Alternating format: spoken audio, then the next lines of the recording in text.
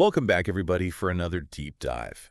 All right, so today, let's get into some pretty intense stuff. We've got a whole stack of sources here about this conflict in Ukraine, and it really seems like things are escalating and quickly, too. Yeah. And going way beyond just, a regional conflict. Right. Now, you also flagged a note here about a fruit playing a key role in all this. Yeah. Okay, now I'm really interested. So what's going on here?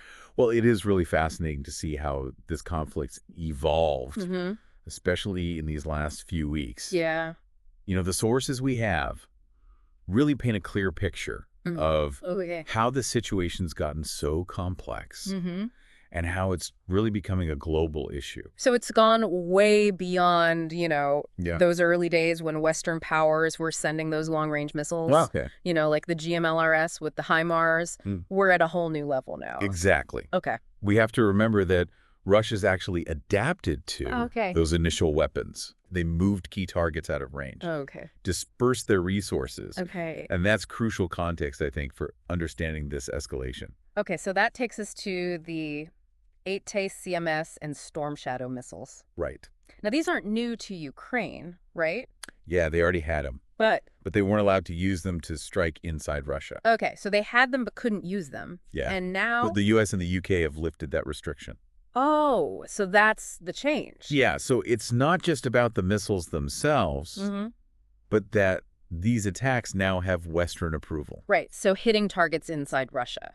Right. It's not just a Ukrainian decision anymore. Exactly. It's the West. Yeah, it really involves deep collaboration with the West. That changes the whole picture, doesn't it? Absolutely. Yeah.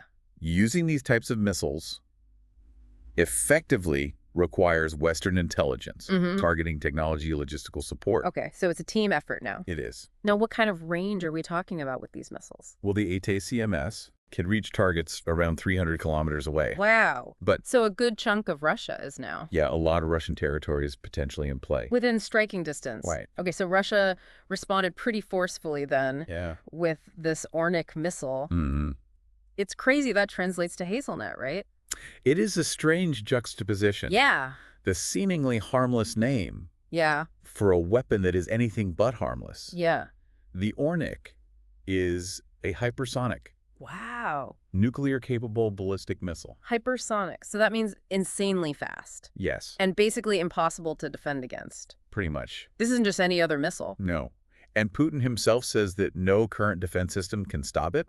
Wow. He says it's a direct response to the West allowing those 8T CMS strikes on Russian soil.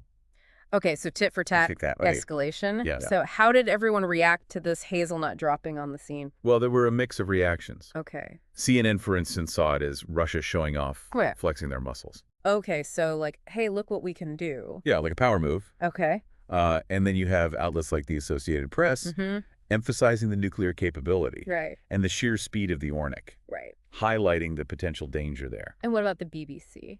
The BBC was more focused on Russia's willingness to develop more destructive weaponry. Okay. Almost like a warning. Concern. Yeah. Caution.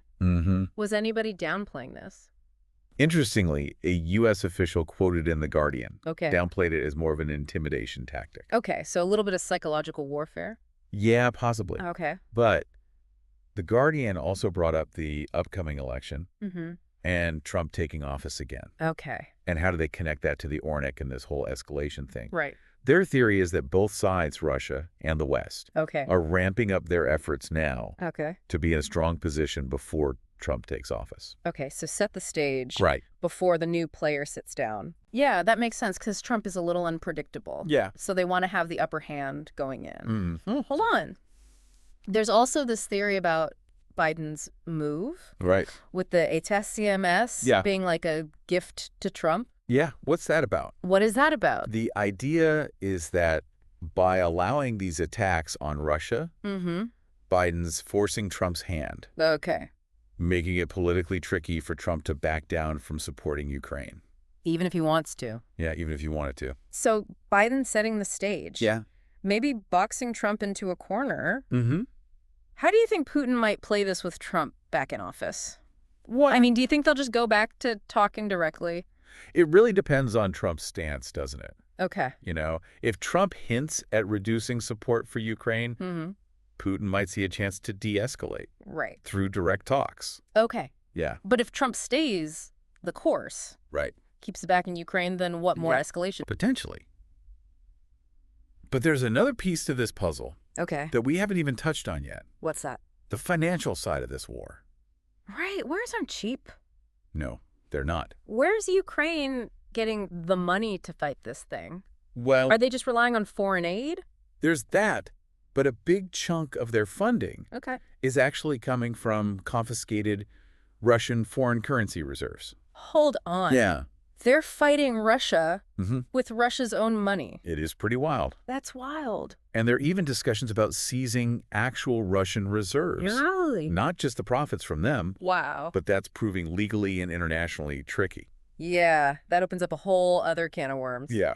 Okay, so we've covered a lot of ground here, but there's this big scary thing looming over everything. Right. The nuclear threat. I mean, are we really talking about a possible nuclear war? Look, a full-blown nuclear war isn't inevitable. Okay. But the threat is very real. Okay. We can't ignore it. Putin's made it crystal clear that Western involvement in attacks on Russia will be considered an act of war. Right, and these ATACMS and Storm Shadow strikes are definitely blurring the lines. They are. It feels like a dangerous game of chicken, you know? And then you have the Ornik, which hasn't been used yet, but it's there. It's there. It's a reminder of what Russia's capable of. Exactly. Feels like the stakes just went way up. They did. Okay, so the West lifts restrictions. Ukraine attacks Russian territory. Yeah. Putin feels threatened, unveils the Ornik. Right. Now we're all holding our breath, seeing what happens next. This is heavy stuff. It is. And the thing is, this conflict isn't just about territory or political maneuvering. It's about global power dynamics, economic warfare. Wow.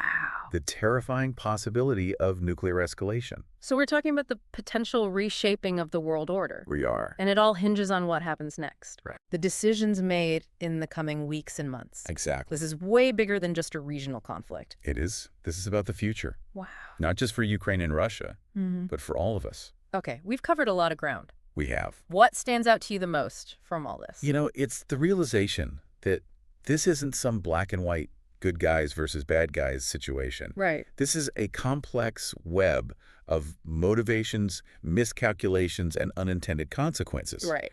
And it's all playing out on this global stage with potentially catastrophic consequences. It's easy to get caught up in the headlines and the rhetoric. Right. But this is real life. Yeah. Real people are being impacted. It is. And the stakes are incredibly high. They are. We need to be cautious about simplistic narratives. Yeah. And focus on understanding the nuances of this conflict. Yeah. We need to be asking the right questions, considering the potential consequences of every action, and advocating for peaceful solutions whenever possible.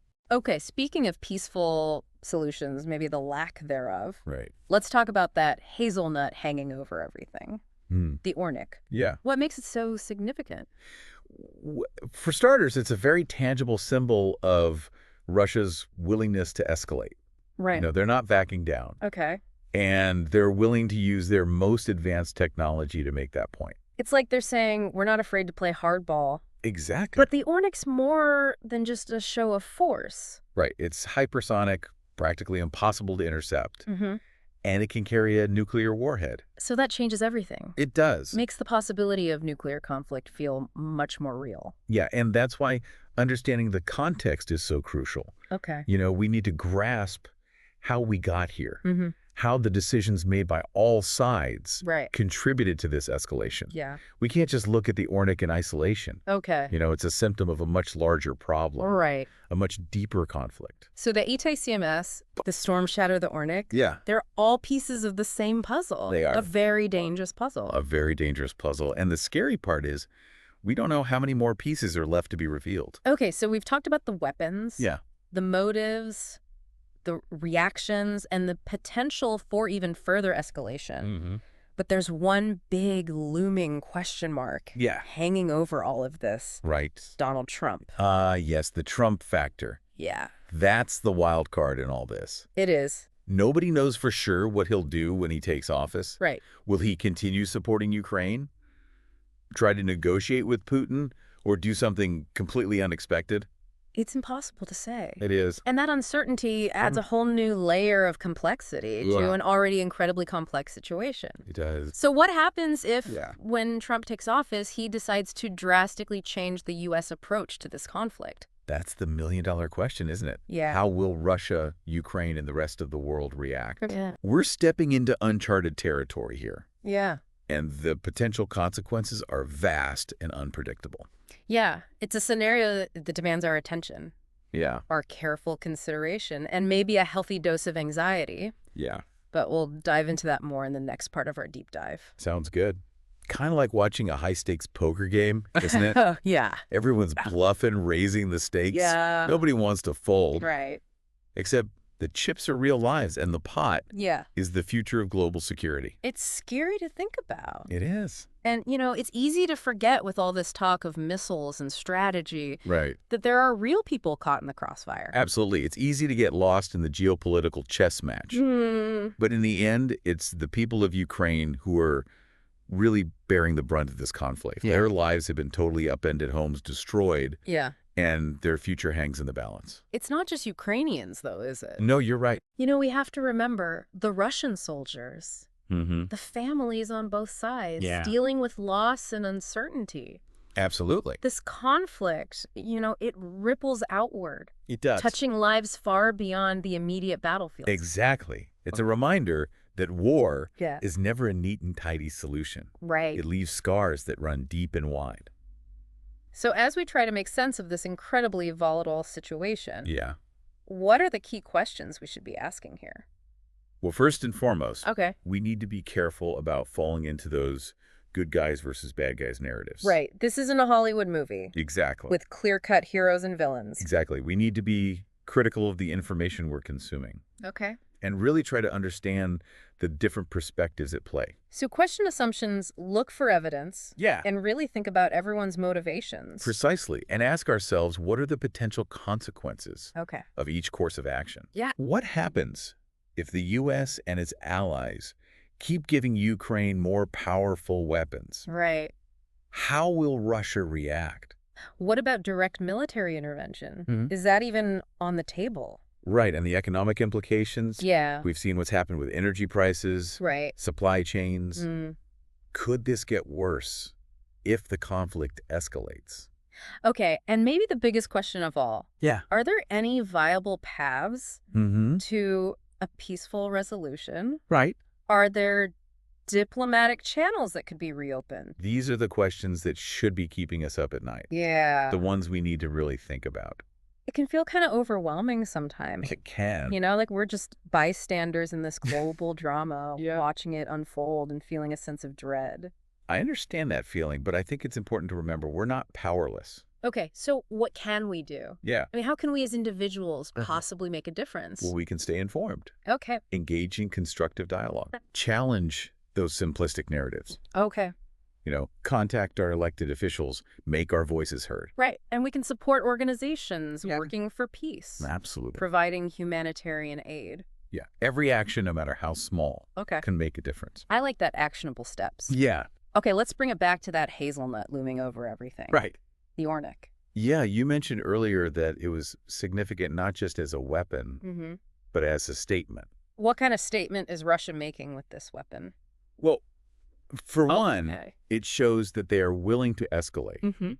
This isn't just saber rattling. Right. They're putting a real dangerous card on the table. And it's virtually unstoppable. Right. So it creates this sense of vulnerability, not just for Ukraine, but also its Western allies.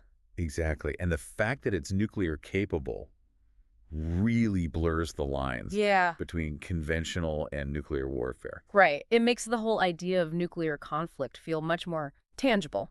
Much more likely. Yeah, and that's why the context is so important here. Okay. We can't view the Ornik in isolation.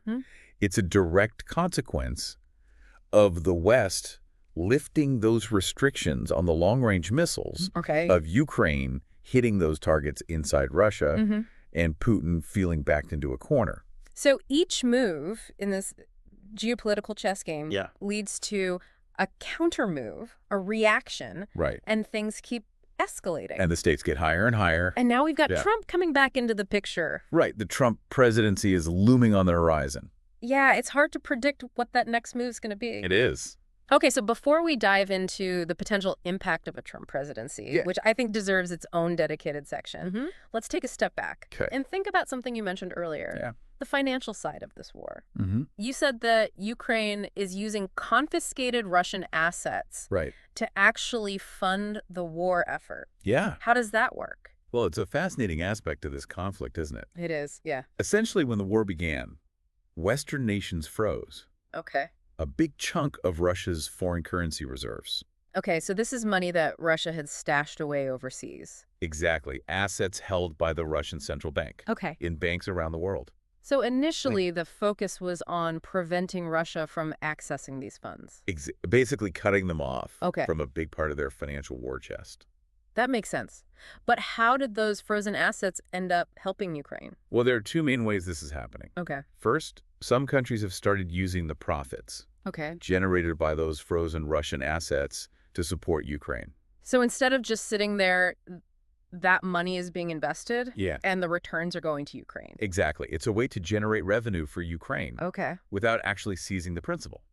Interesting. So that's one way. What's the other? The second and more controversial approach involves actually confiscating those frozen assets. Wow. And transferring them directly to Ukraine.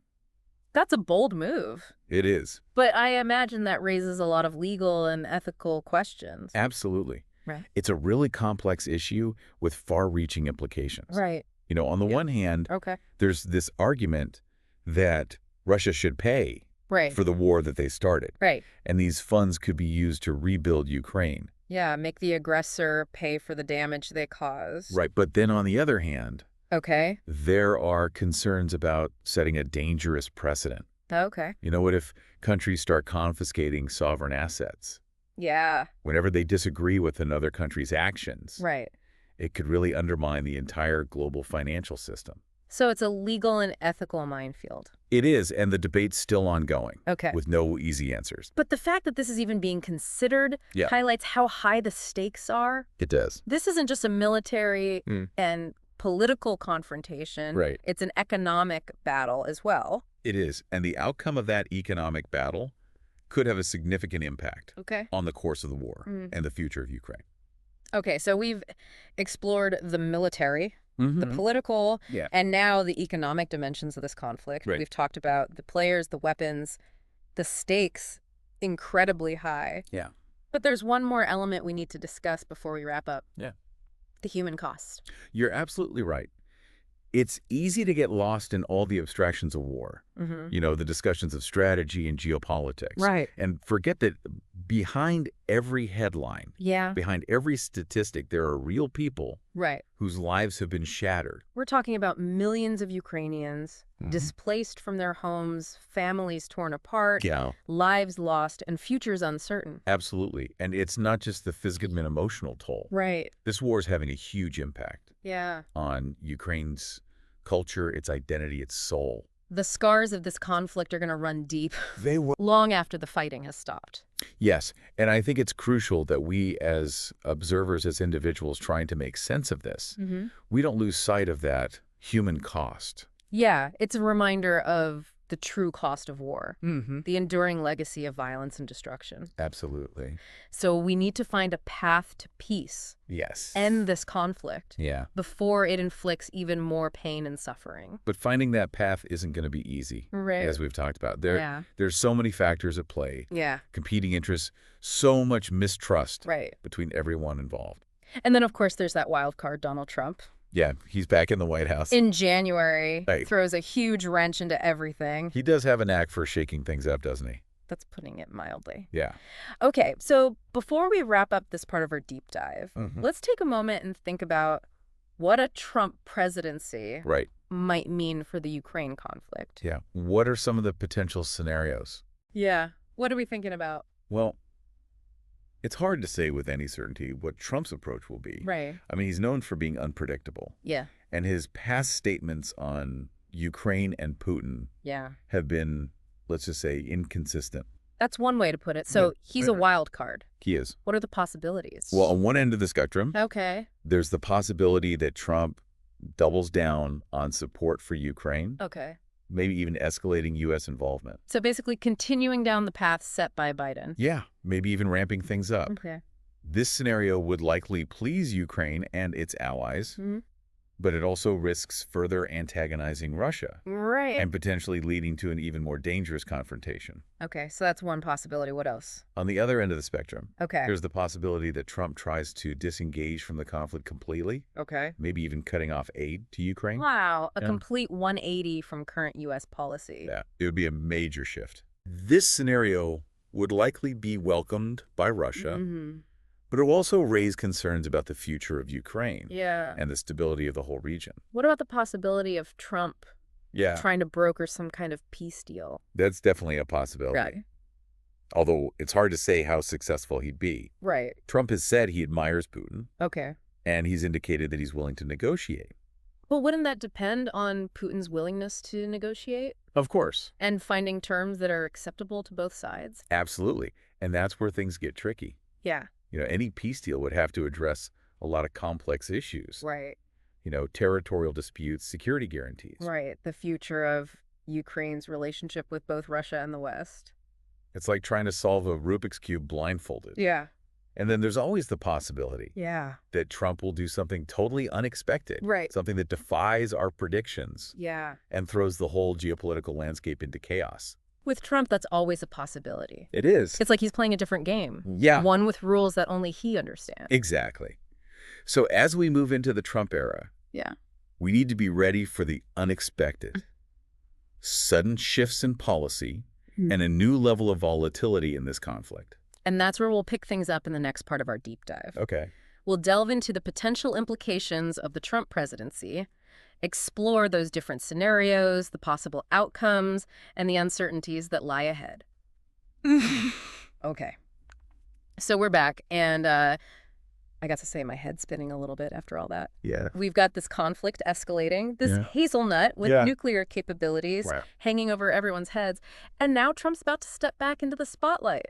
Right. What a mess. It's a lot to process. It is. And the thing about Trump, he's not really known for predictable foreign policy. That's true. Understatement of the year. Yep. So trying to figure out how he might handle the Ukraine situation, it's like trying to predict the weather 6 months out.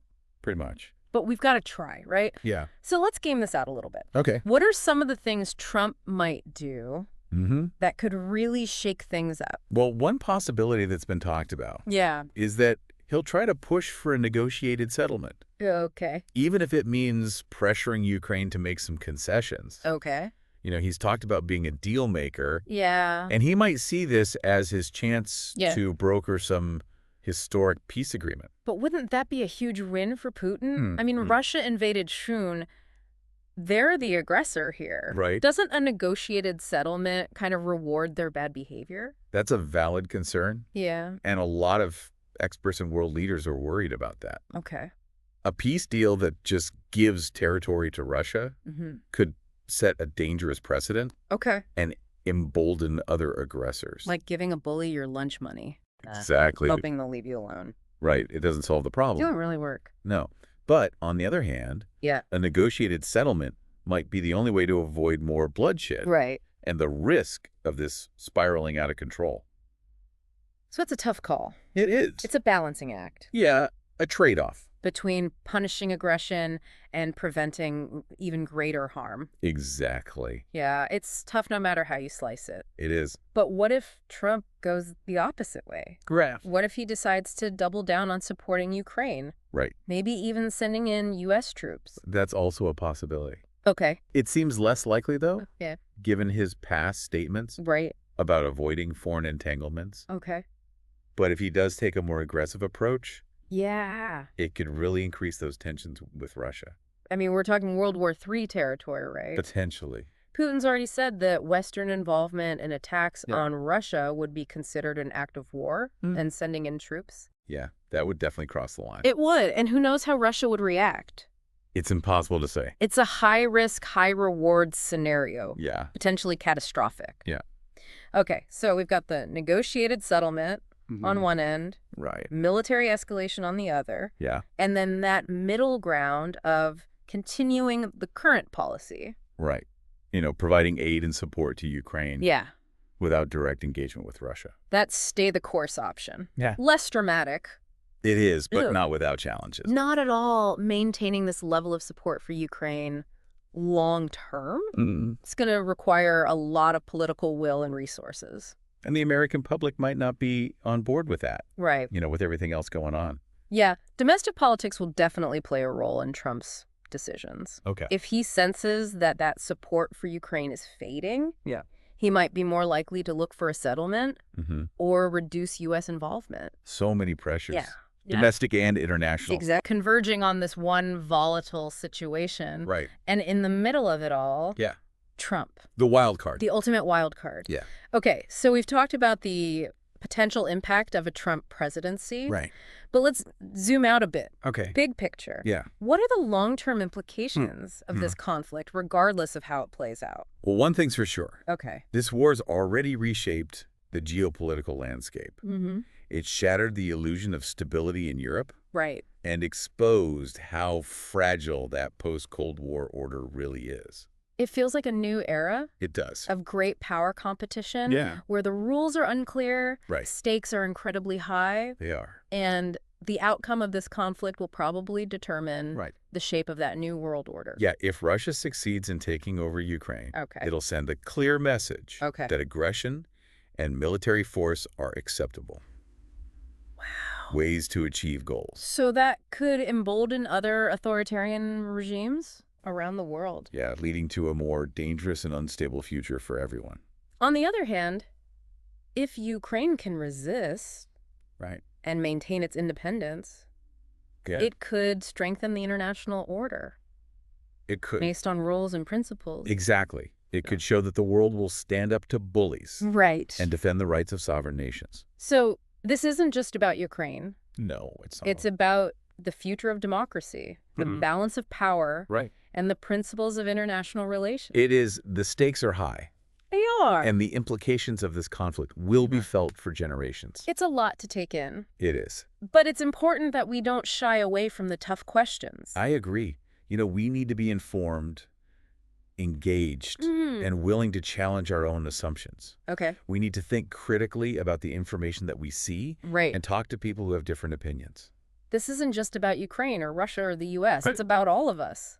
It's about the world we want to live in, the future we want to create. And that future is being shaped right now in the trenches of Ukraine, in the halls of power in Washington and Moscow, and in the hearts and minds of people all over the world. Okay, so as we wrap up this deep dive, let's remember we're not just passive observers. Right. We have a role to play. We do. We can stay informed, speak out, advocate for peace, support those who are suffering, choose hope over fear, action over apathy, and dialogue over division. Well said. And on that note, I want to thank you for joining me on this incredibly insightful and thought-provoking journey. It's been a pleasure. And to our listener, thank you for sharing your sources and for engaging with these complex issues. Absolutely. We'll see you on our next